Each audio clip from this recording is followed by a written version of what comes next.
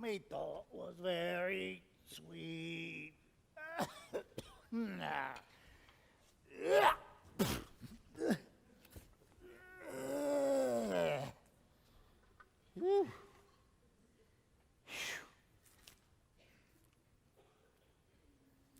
Is she to be buried in Christian burial when she willfully seeks her own salvation? I tell thee she is, therefore make a grave straight. The crowner sat on her and finds a Christian burial. And how can that be, lest she drowned herself in her own defense? Why, 'tis found so. God must be, say, offendendo, huh? Cannot be else. Here lies the point. If I drown myself wittingly, it argues an act. An act hath 3 branches. It is to act, to do, to perform. Argal, she drowned herself wittingly. Nay, but hear you, good Give men, me leave. Huh? Here lies the water. Good. Good, Here stands the man. Good.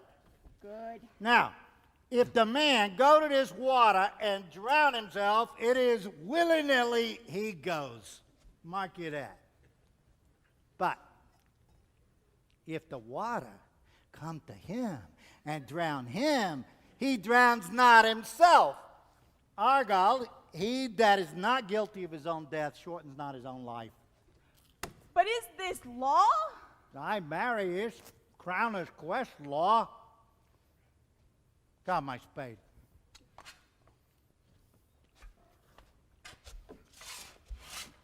I'll put a question to thee, and if thou answerest not to the purpose, confess thyself. Go to.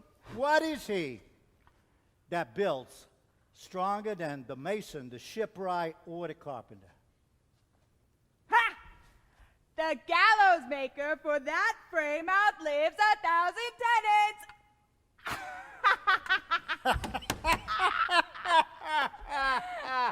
I like thy wit well in good faith. The gallows does well. But how does it well? It does well to him that does ill. And thou dost ill to say the gallows is built stronger than the church. Argal, the gallows may do well to thee.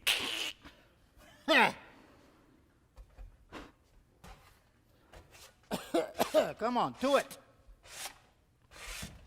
Who builds stronger than the mason, the shipwright, or the carpenter? Aye, tell me that, and unyoke. Marry, now I can tell. Oh, to it.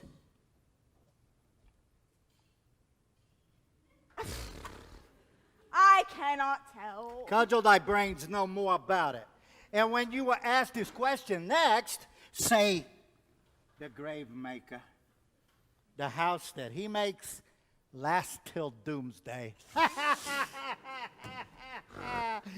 In youth, when I did love me, thought was very sweet. Has this fellow no feeling of his business that he sings at grave making? Custom hath made it in him a property of easiness. 'Tis e'en so. That skull had a tongue in it and could sing once. How the knave jowls it to the ground. Pickaxe and a spade, and a shrouding sheet. Whoa! A pit of clay for to be made, for such a guest is me. Whose grave's this, Sirrah? Mine, sir.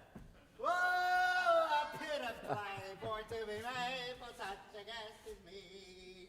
I think it be thine indeed, for thou liest in't. You lie out on, sir, therefore it is not yours. For my own part, I do not lie in't, yet it is mine. Thou dost lie in't.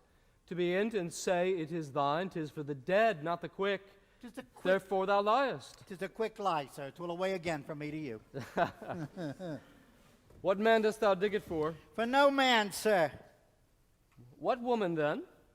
For none, neither. Who is to be buried in't? She that was a woman, sir, but rest her soul, she's dead. How long hast thou been grave maker? I came to it the very day our last King Hamlet overcame Fortinbras. How long is that since? Cannot you tell that? Any fool can tell that. 'Twas the very day young Hamlet was born, he that is mad and sent to England. Aye.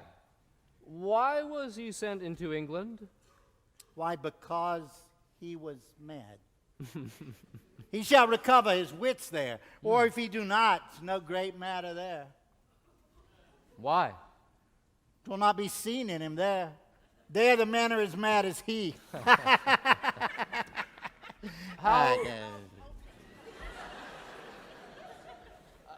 How came he mad?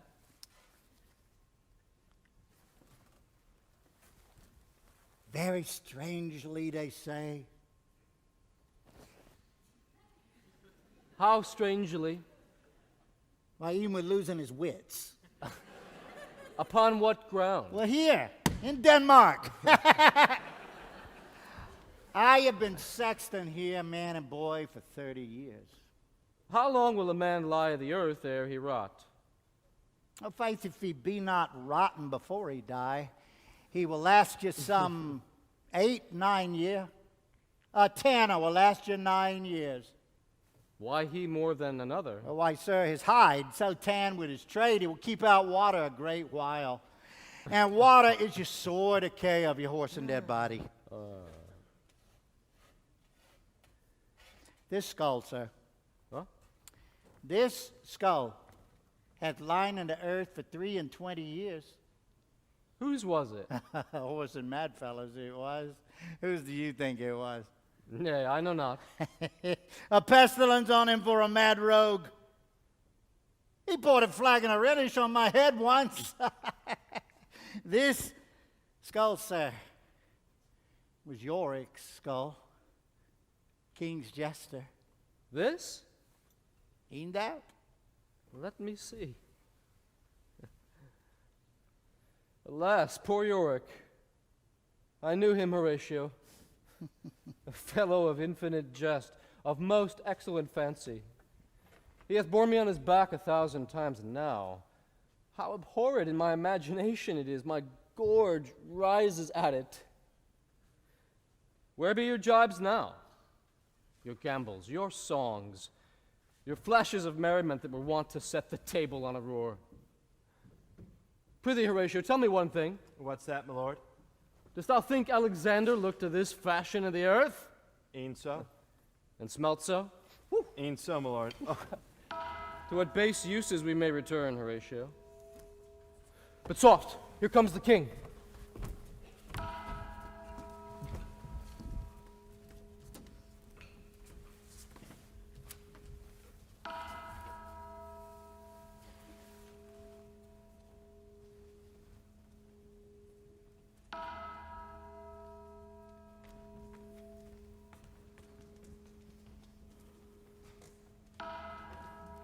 What ceremony else? What ceremony else? Her obsequies have been as far enlarged as we have warranty. Her death was doubtful, and but that great command o'ersways the order, she should in ground unsanctified have lodged till the last trumpet.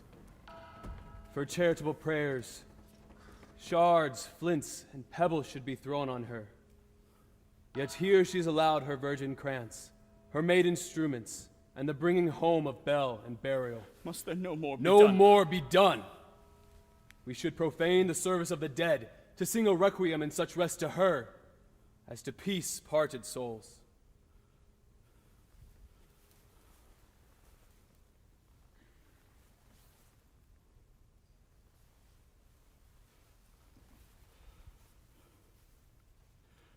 Lay her in the earth, and from her fair and unpolluted flesh may violets spring. I tell thee, churlish priest, A ministering angel shall my sister be when thou liest howling. What? The fair Ophelia?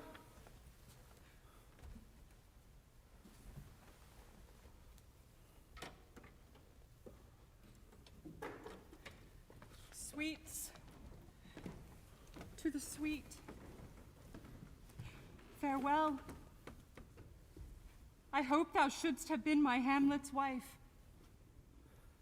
I thought thy bride bed to have decked, sweet maid, and not have strewed thy grave.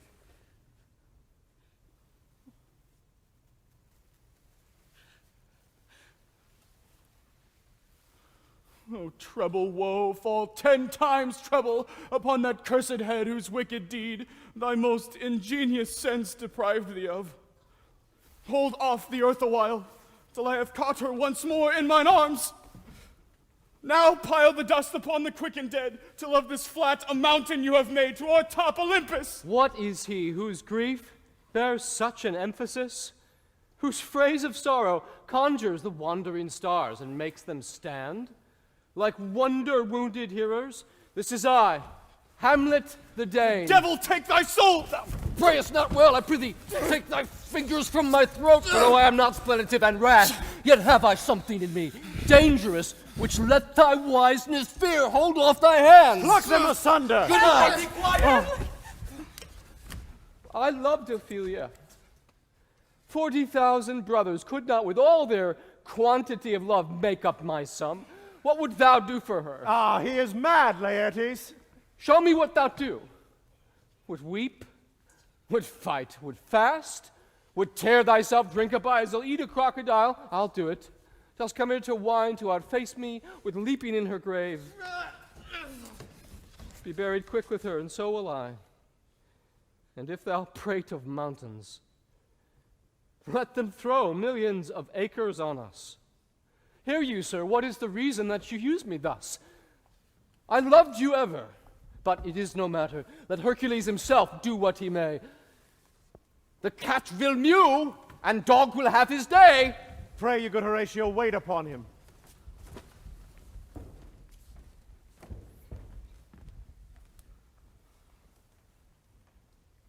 Laertes, was your family dear to you?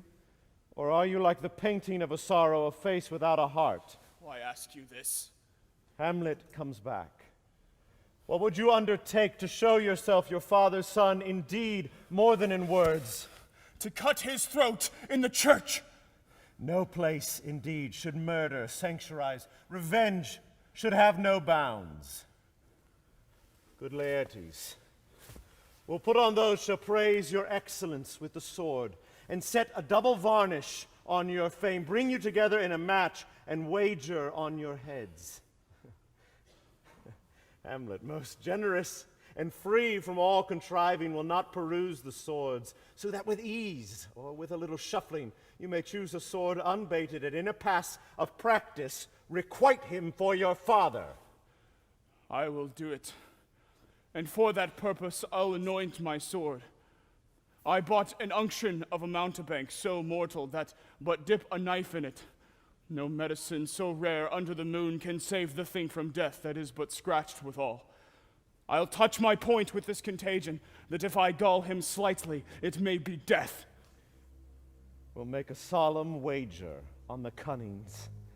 And when in your motion you are hot and dry, and that he calls for drink, I'll have prepared him a chalice whereon but sipping, if he by chance escape your venomed thrust, our purpose may hold there. Strengthen your patience. We'll put the matter to the present push. This grave shall have a living monument. An hour of quiet shortly shall we see. Till then, in patience our proceeding be.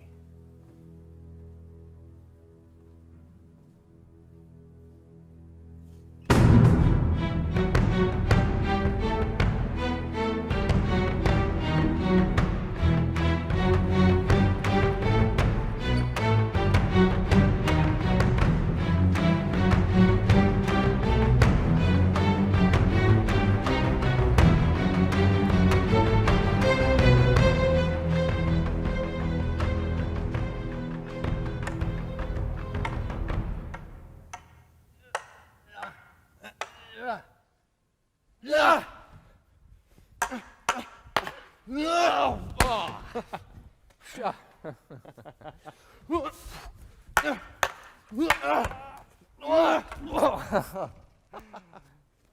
much for this, sir. Now shall you hear the other? You do remember all the circumstance. Remember it, my lord. Sir, in my heart there was a kind of fighting which would not let me sleep. Our indiscretion sometime serves us well, when our deep plots do pall, and that should learn us there's a divinity that shapes our end, rough hew them how we will. Yeah, that is most certain. Up from my cabin, my sea gown scarfed about me, in the dark groped I to find out them. Had my desire, fingered their packet where I found Horatio. Royal knavery, an exact command not to stay the grinding of the axe. My head should be struck off. Is it possible? I sat me down, devised a new commission, wrote it fair, an earnest conjuration from the king, that on the view and knowing of these contents he should the bearers put to sudden death, not shriving time allowed.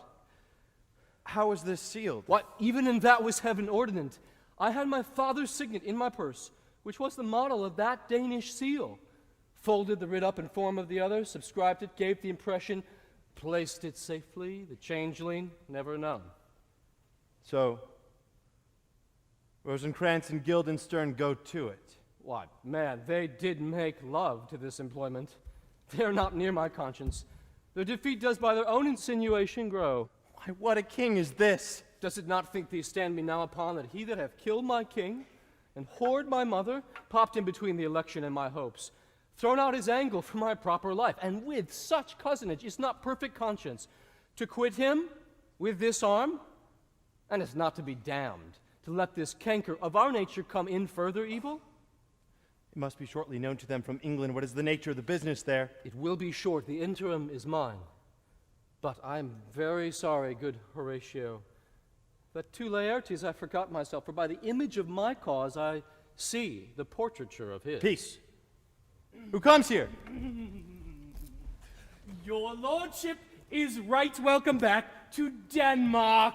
I humbly thank you, sir. Dost know this waterfly? No, my good lord. Thy state is the more gracious, for 'tis a vice to know him. Sweet lord, if your lordship were at leisure, I should impart you thing from his majesty. I will receive it, sir, with all diligence of spirit. My lord, your majesty bade me signify to you that he hath laid a great wager on your head. Sir, newly come to court, Laertes, believe me, an absolute gentleman. What imports the nomination of this gentleman? Of Laertes? Of him, sir? You are not ignorant of what excellence Laertes is, sir, I mean for his weapon. In his merit, he's unfellowed. What's his weapon? Sword and dagger. That's two of his weapons, but well! The king, sir, hath laid, sir, that within a dozen passes between yourself and him, he should not exceed you 3 hits. How if I say no? Sir, I will walk here in the hall. It is the breathing time of day with me. If it please his majesty, let the swords be brought. The gentleman willing, and the king hold his purpose, I will win for him if I can. I commend my duty to your lordship. Yours. This lapwing runs away with a shell on his head. You will lose this wager, my lord. I do not think so. Since he went into France, I have been in continual practice. I shall win at the odds. Thou wouldst not think how ill all's here about my heart, but it is no matter.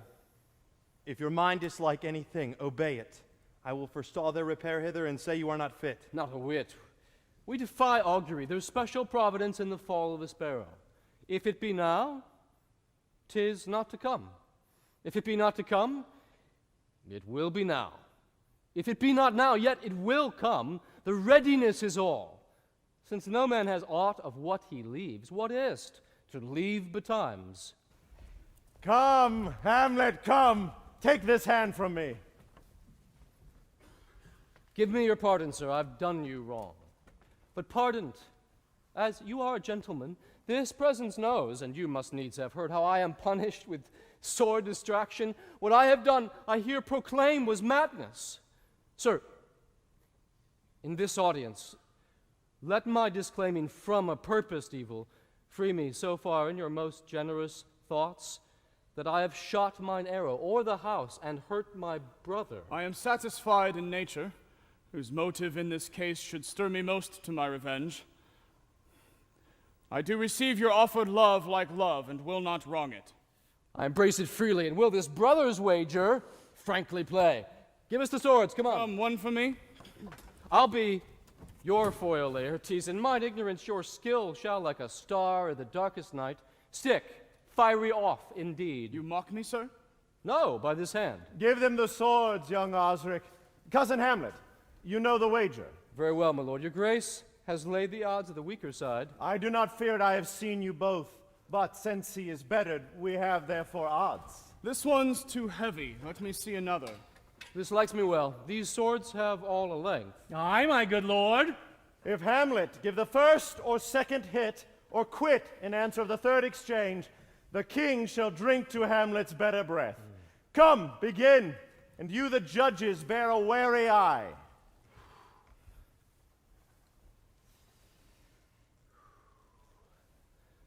Come on, sir. Come, my lord.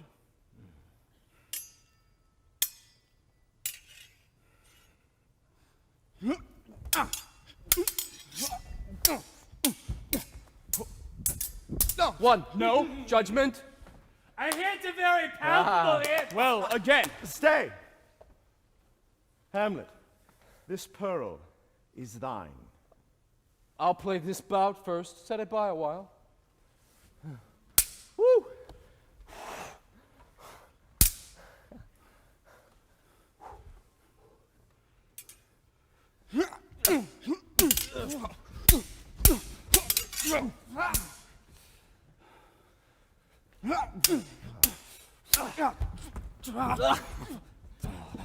Another hit. What say you? A touch, I do confess. Our son shall win. Here, Hamlet, take my napkin. Rub thy brow. The queen carouses to thy fortune, Hamlet. Good madam. Gertrude, do not drink. I will. I pray you, pardon me.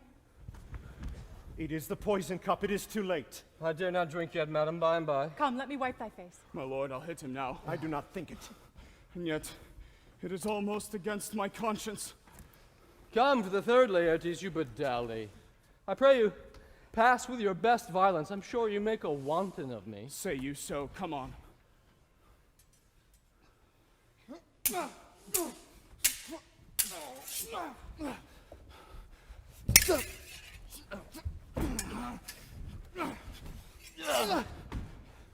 Nothing, neither way. Have at you now.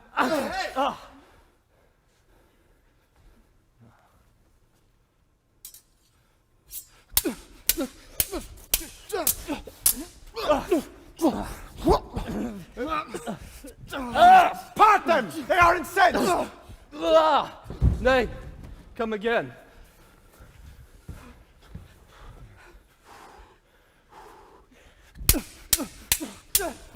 Look to the queen now! They bleed on both sides. Help us, my lord. How is it, Laertes? Where's a woodcock to mine own springe, Osric? I am justly killed by my own treachery. How does the queen? She swoons to see them bleed. No, no, the drink, the drink.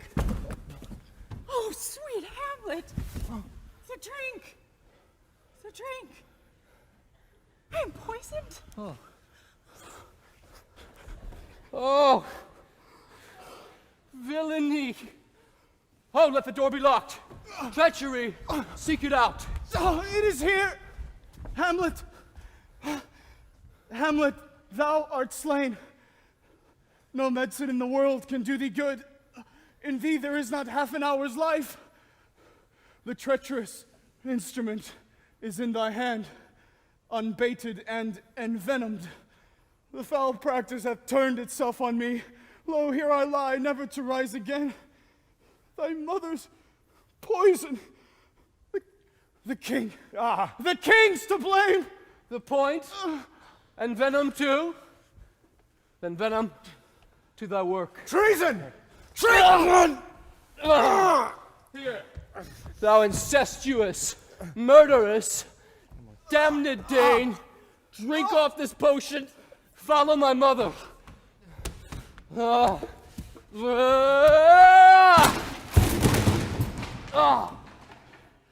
He is justly served. It is a poison tempered by himself. Exchange forgiveness with me, noble Hamlet. Mine and my father's death come not upon thee, nor mine on thee. Heaven make thee free of it.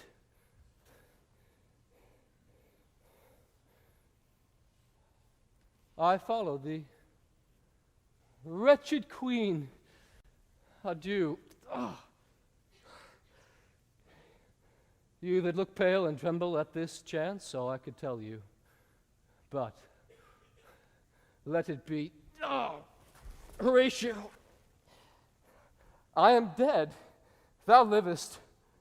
Report me and my cause a right to the unsatisfied. I never believe it. I am more an antique Roman than a Dane. Here's yet some liquor As left. thou art a man, give me the cup. Let go, by heaven, I'll have it. Oh, good Horatio. What a wounded name shall I leave behind me? If thou didst ever hold me in thy heart, absent thee from felicity a while, in this harsh world, draw thy breath in pain to tell my story. What warlike noise is this? Young Fortinbras, with conquest comes from Poland. Give this warlike volley. I die, Horatio. The potent poison quite o'ercrows my spirit. I cannot live to hear the news from England, but I do prophesy the election lights on Fortinbras. He has my dying voice, so tell him with the rest of the occurrence, more and less, that have solicited. The rest is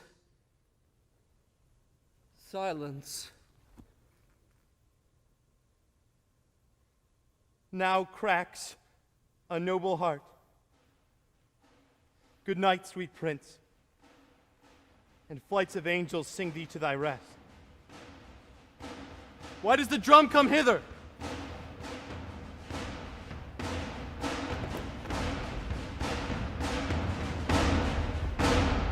Where is this sight? What is't you would see? If aught of woe or wonder, cease your search. This quarry cries on havoc. O proud death, what feast is toward in thine eternal cell, that thou so many princes at a shot so bloodily hast struck? The sight is dismal, and our affairs from England come too late.